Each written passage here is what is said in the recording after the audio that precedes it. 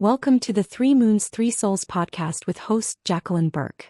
On today's special feature, we are interviewing Summer's Light Market and Events vendor Penny Hodgson and MindFiles. Welcome to the podcast, Penny. How are you today?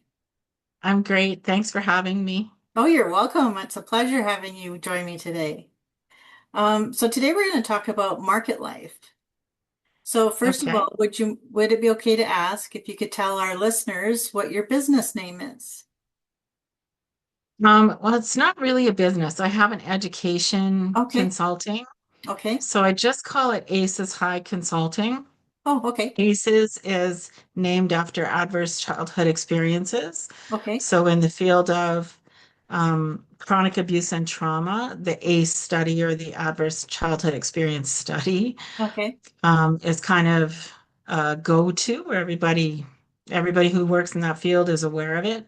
Okay. And so the book that I recently wrote and released is called ACEs High because my ACE score would have been 6. And Oh, so what I do is help people.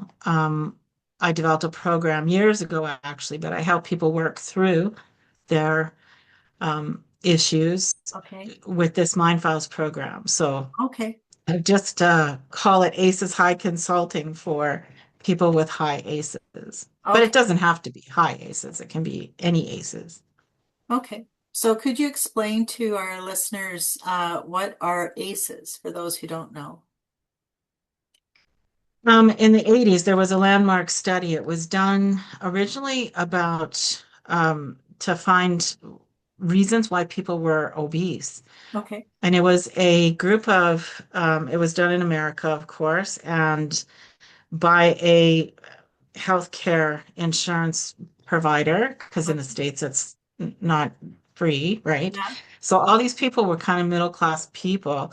But what they found, they stumbled upon that more people suffered what they labeled adverse childhood experiences Okay.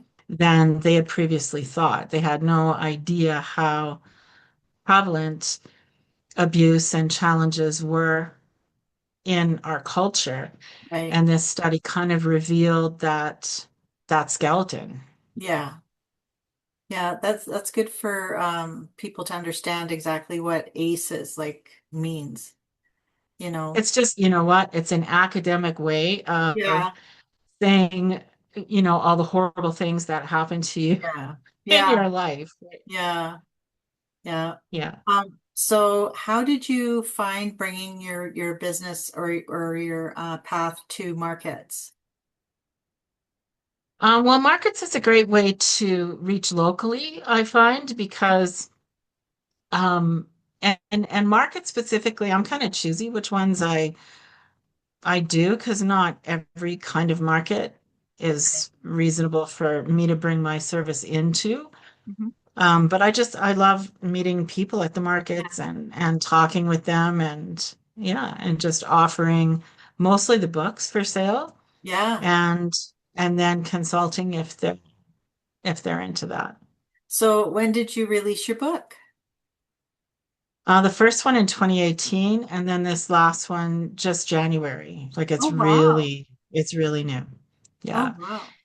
It So, came about because when I did my first book and I was touring the markets back then, every single person I talked to said, "Why didn't you write more about your personal story?" uh, And at the time, I said, "Well, because I thought the path to healing was more important than judging up all the things that I'd lived through." But over those few months that I was speaking with people, I realized no, it's the way that you connect. And also, then they don't feel like whatever's happened to them is unique, and it forms a trust too. absolutely. Yeah. Do you find at Yeah. markets, you will attract those, of course, needing some help and needing to share their own story? Um, Again, it depends on the market, but Yeah. I think when you are in a market that is specifically geared towards wellness and Yes. emotional well-being, then you get people obviously who are seeking that. But because there's so many different kinds of people offering services. I always think that, everybody finds their way to the person that they're the most suited for Yeah. and that they're ready for. And Oh, so, absolutely. yeah, I agree with you completely. Um, I find being at a market, like as an author or as someone who is provides a service to help people with trauma, um, they do well. What they kind of one offsets the other because when they go for services, whether it's energy healing or say to sit with a psychic medium or what have you, they have things they want to talk about, right? And they, exactly. and then they come and they see you as well. And so it kind of, in a sense, complements each other because they're looking for help, right? Exactly. Yeah. Yeah. Yeah.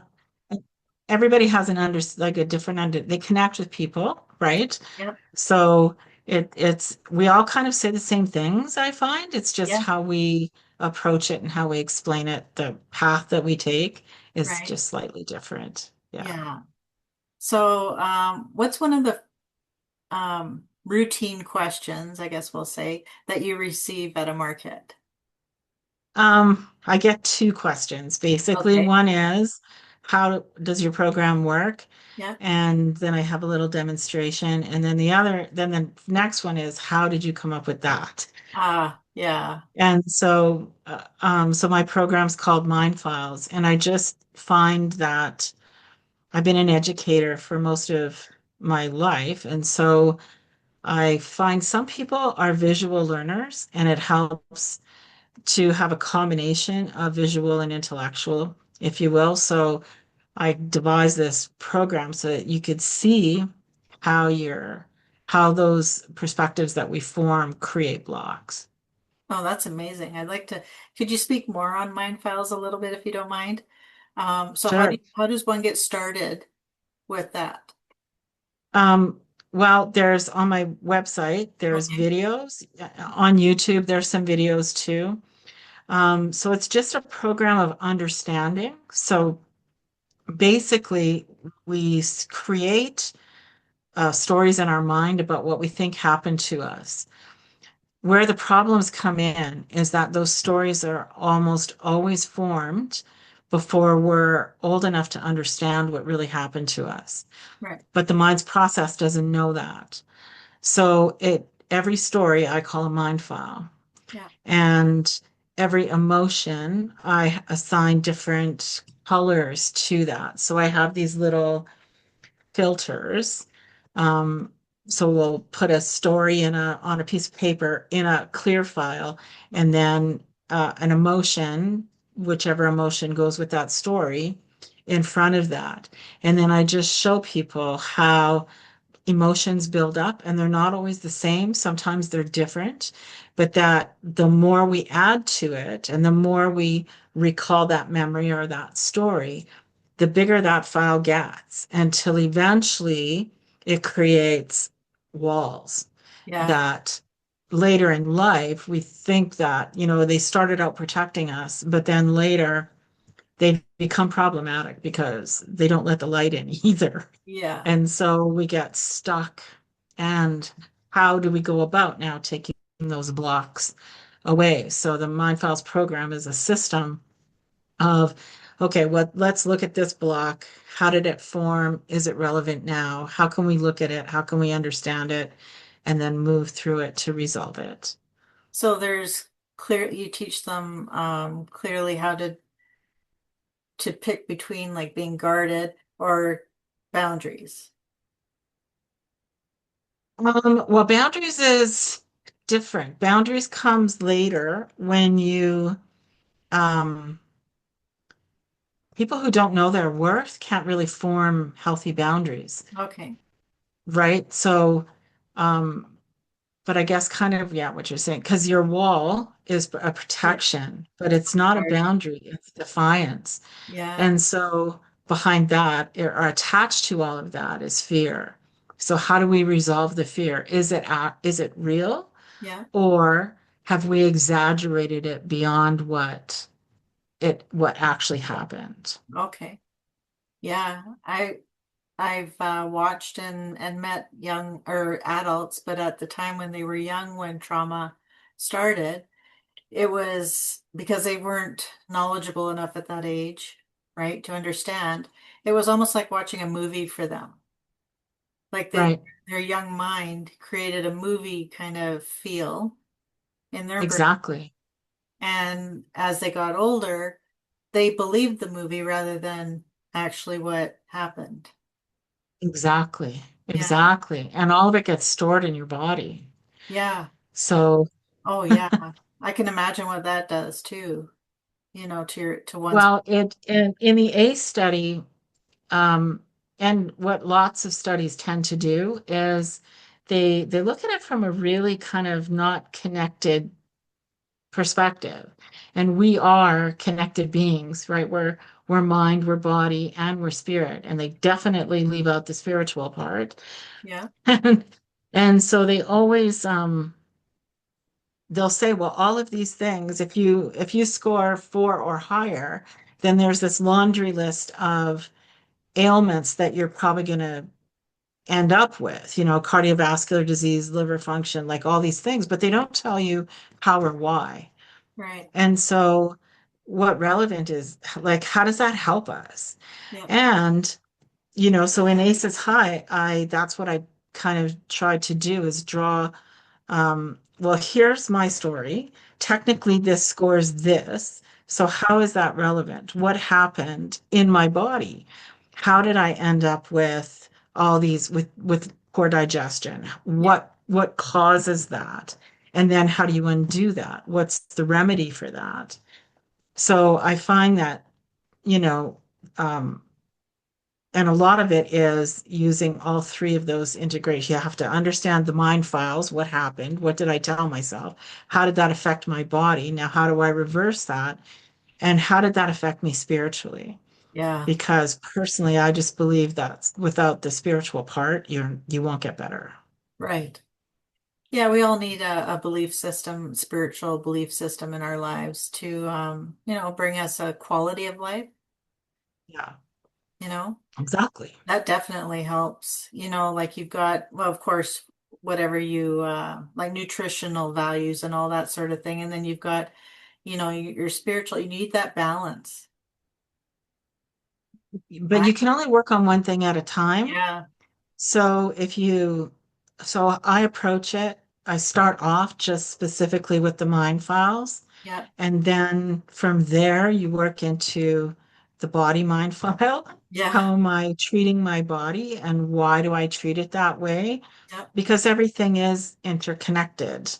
And so then, okay, how do I learn the truth about that? And that's where, you know, um the forming a relationship with God comes in because you need to you need the divine help to get the answers to help you move forward and to heal. Right. Yeah. Wow. Well, that's amazing. I'm grateful you're here talking about it because I feel like a lot of people could use this information for Well, one. I hope so. Yeah. Until now, no one, aside from me, I was the only living person on the planet that knew my whole story. I'd never, Shared. not even my therapist, because Oh, wow. when you go to therapy, you deal with this immediate problem, Yes. right? And then you're good for a while. You go for 10 years and then till it all builds up, you see another therapist or whoever, right? Yeah. And now you're dealing with this problem. So when I wrote Aces High and I actually looked at all of it in totality, I was like, wow, Yeah. it was quite a bit. Yeah. So, I'm lucky that I'm here talking with you and not Yeah. dead or, you Yeah. know, Yeah. I can feel that. That's for sure. Yeah.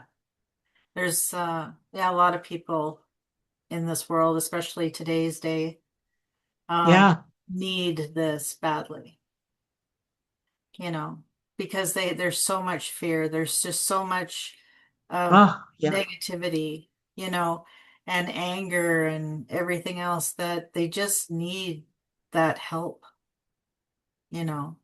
I think so too. I think because we don't know, um, we're not taught how to deal with it. Right, When you go to, that's why I say I'm not really a coach, like I'm an educator. I don't know what's best for somebody else, but right, I'll show you how you can figure it out for yourself. right. You know, I'll give you the tools Yeah, and then you go off and work on your own because ultimately, only you know what's best for you. I don't know what's best for you. That's for you to figure out, right? That's part of the who am I journey. yeah. I know when I grew up in well, I was born in the 60s and, grew up in the lovely 70s and 80s. So back then, Yeah, me too. yeah, we didn't have what we have today. We didn't have the resources. No, but You know, here's what's interesting, Jacqueline, is that for the last, let's say even 20, let's be 20 years, let's yeah, just say, for the amount of resources out there, yeah, the, the mental health is on it's rising every year. It's not yeah, declining. yeah, So what good is it? That was really what I tried to look at in ACEs High. I was like, well, if we have all these resources, yeah. why are I work with kids too, Oh, and I see, I mean, I at 12, there was no anxiety in our generation. And yeah, today yeah, it's crazy high. And it just starts there.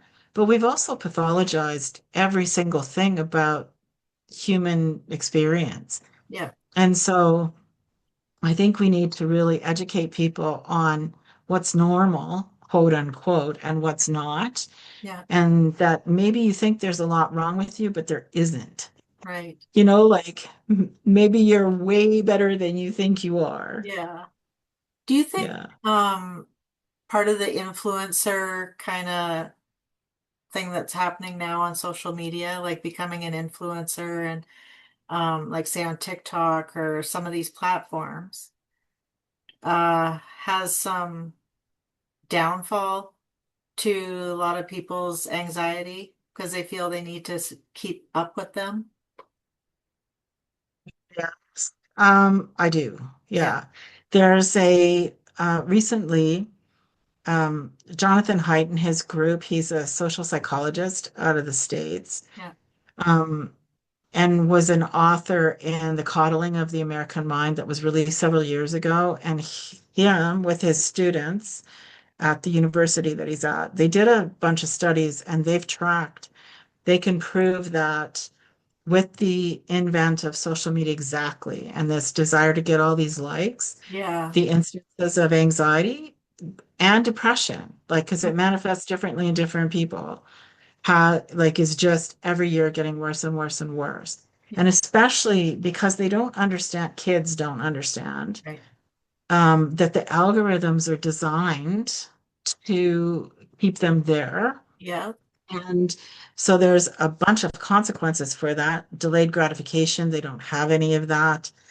Um, and they don't know how to kind of relate to human beings because what they're seeing, they believe what they're seeing yeah, is true, but it's not. Most of the time it's an illusion. yeah, But you can't convince them of that either. And if they can get a lot of likes and views, they can make a ton of money. And yeah, we're just a very materialistic society. So it's yeah, kind of but it's definitely a contributor. But I think also the family life is not what it used to be. In our generation, we had the family unit as a right. whole was, we just did things differently. Yeah. Well, for one, there was not as much divorce as there is today back in those days. Um, Yeah, you weren't a majority. Like if you were to separate or divorce, you were more a minority back then rather than right. now. The majority of Yeah. everyone. I mean, that just seems the norm if you're not haven't been through a separation or divorce. I mean, what's wrong with you? Like they don't look at it the same. It's strange. The world's changed. Ugh, like I just can't keep up sometimes, you know.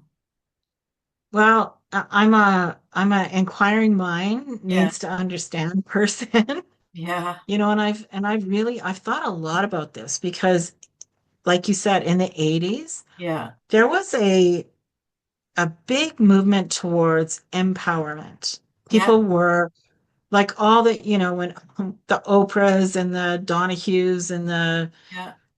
what was the, well, there was a woman with those red glasses. What was her?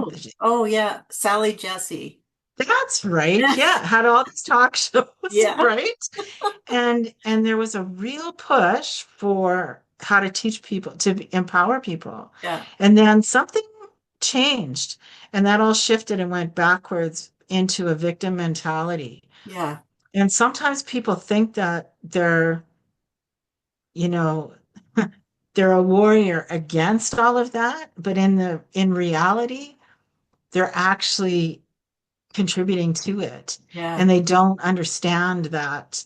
But you're coming from a place of fear, and whenever you're coming from a place of fear, and fear is anger, it's the need for vindication or validation or any of those things, yeah, that keeps you in a victim state of mind. And so, and then there's things, I've also thought a lot about, um, I don't think we were honest. I don't think like when we used to tell people, oh, there's no such thing as evil. Well, there actually is. yeah, And I think that, our denial collectively, societally, the denial of that allowed it to flourish. yeah, And I think that when you're weak and vulnerable, and I think that it just opens the door, yeah, for evil to get in. And you might think that you're smarter than that, but yeah, yeah, it's smarter than we give it credit for, I yeah, think. And absolutely. so I think that was one of the big mistakes um of our generation, maybe. Yeah, yeah. Yeah. I think those talk shows actually gave birth to like a lot of the reality shows too that people tried to keep up with. Like say, the Kardashian era that still continues. The excuse me, like all the Desperate Housewives shows and all like trying to be, you know, Yeah. Because they buy into the illusion. yeah, People buy into the illusion. right. Yeah. Yeah. Well, I'm glad you wrote your book. Thank you. Yeah, because my goodness, there's thousands of people, millions that could stand to read it. I And hope so. yeah, I think that the other thing we don't, and I did the same thing, I brushed over it, because I didn't think it was really important to, what trauma, how did I arrive at a score of 6, which is technically high. I mean, it's only on a scale of 1 to 10. yeah, So, and I think that I did too. I kind of brushed over it and I didn't, and I think that staying silent, was also a mistake. Like we didn't talk about it until, the big Me Too movement yeah, comes in, but then that gets twisted, yeah, because then by the time that happened, everything that you pointed out, the likes and the TikToks and all the social media influencers and being an influencer, everybody wanted to jump on that bandwagon, whether they had actually faced sexual assault or not. And I think, that did more damage than good. yeah, I agree. And so, and again, the instances, despite everything that we know, continue to rise. Yeah, More children are trafficked today than ever before yeah, and more vulnerable than ever before. And so it's we have to start talking out loud yeah, about it and the consequences. What happens to you as a, you know, what were the consequences of that emotionally, psychologically, physiologically, and Yeah. spiritually? Yeah. And then how did you systematically heal from that? And so I think once I realized the importance, Yeah. I really felt compelled to write it down. And not that, I mean, my story is far from the worst. That's, I mean, I've worked with people who definitely, way worse off than I was. But, I always tell people trauma is not a competition. No, that's Like how it affects you is how it affects you. But yeah. yeah, Well, I'm glad that you have chosen market platforms to promote your book and to be there to be of service to people because I mean, it's so important to be there. I mean, it's the perfect platform actually because people come in, they they look for what they'd like to buy or who they'd like to support, a vendor or and just kind of snoop around. And could be going in there to, become happy, right? Like because they've had a bad day or they've been depressed or whatever, and then all of a sudden they come across you. So what a gift to have you there because it's always in timing. People will show yeah, up not knowing why they're even there. exactly. I've met Yeah. lots of people in the community who have come in and they go, I don't know why I'm here, but I'm here. But I'm here. And I'm Yeah, like, well, exactly. you'll figure it out as you walk around the room, Exactly. you know? Yeah. So I'm grateful. I am so grateful that I had this opportunity to speak with you today.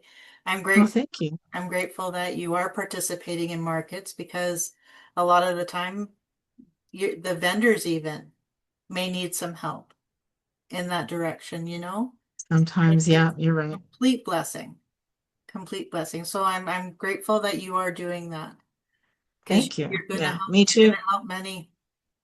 So Oh, I hope so. yeah, we're at a point in our podcast where we're just gonna kind of talk about gratitude.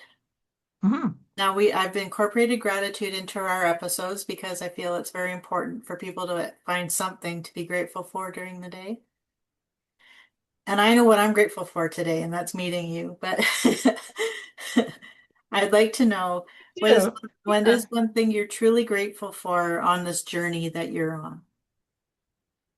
You know what? I can honestly say today that I'm grateful for everything that happened to me, all of it, Yeah, because I wouldn't be where I am.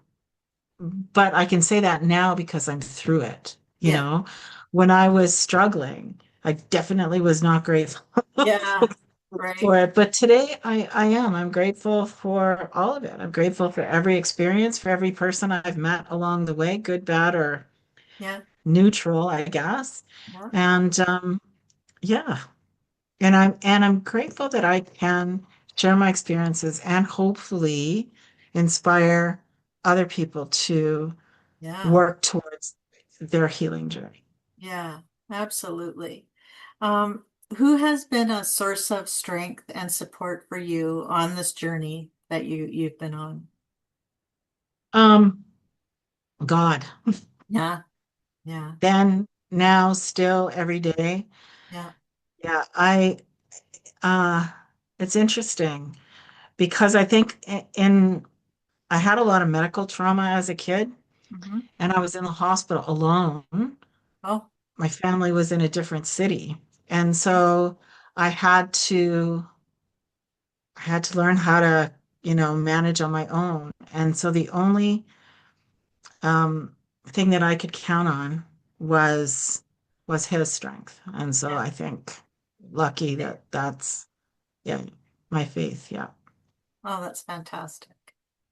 Yeah, it's so important to have like whomever you believe in, you know, whether it's like Buddha or God or, whomever. It's important to hang on to that faith that gives you that support. I think that I think it comes in stages, Mm, right? Because people who've experienced, I find anyway, and talking to people who've had a lot of abuse, Mhm. grew up in an abusive situation or had trauma in their life, Yeah. that even mentioning God, Yeah. I have a video, a mind file perspective about that. And I think that when you start off trying to begin a spiritual practice, Yeah. each thing is a step that ultimately leads you in the end to understand that all of those things are God. And Yeah. so, but it's learning to accept where your blocks are with that. Yeah. Oh, absolutely. Okay, my last question for today is what's one thing you're looking forward to in the future?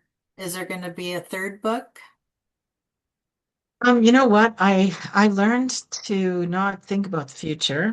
I kind of day to day. That's So good. today I'm kind of where I'm at, and who knows? Yeah. Maybe there'll be one if I'm called to go that direction.